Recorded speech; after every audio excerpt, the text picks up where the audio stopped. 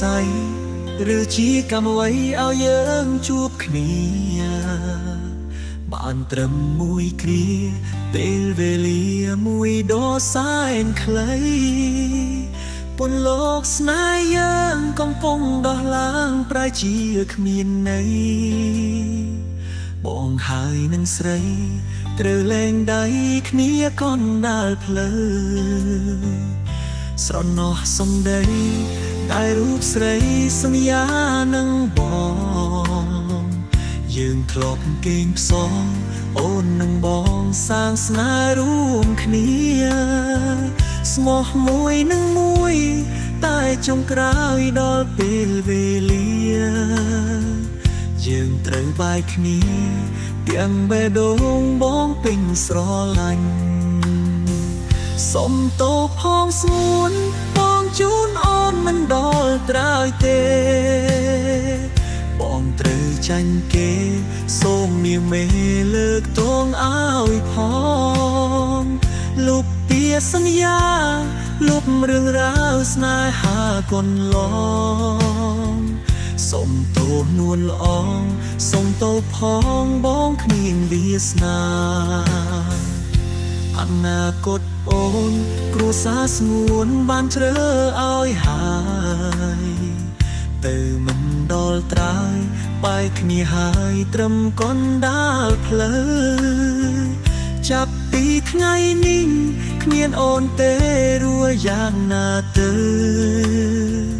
ជាតិនេះអស់ភ្លើងពីពេលនេះទៅលែងមានអូនហើយ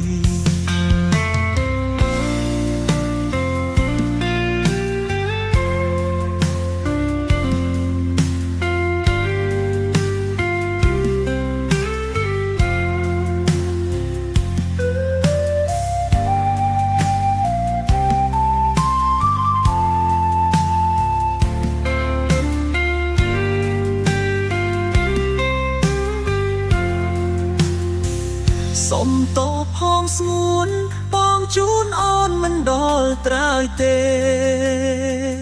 បងត្រូវចាញ់គេសូមនាងមេលើកទងឲ្យផងលុបពីសន្យា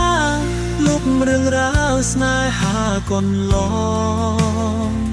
សុំទោសនួនល្អងសុំទោសផងបងគ្មានវាសនាអនាគតអូនគ្រួសារស្ងួនបានជ្រើឲ្យហើយទៅមិនដល់ត្រើយបែកគ្នាហើយត្រឹមកណ្ដាលផ្លូវចាប់ពីថ្ងៃនេះគ្មានអូនទេរួចយ៉ាងណាទៅជាតិនឹងអស់ភ្លើងពីពេលនេះទៅលែងមានអូនហើយ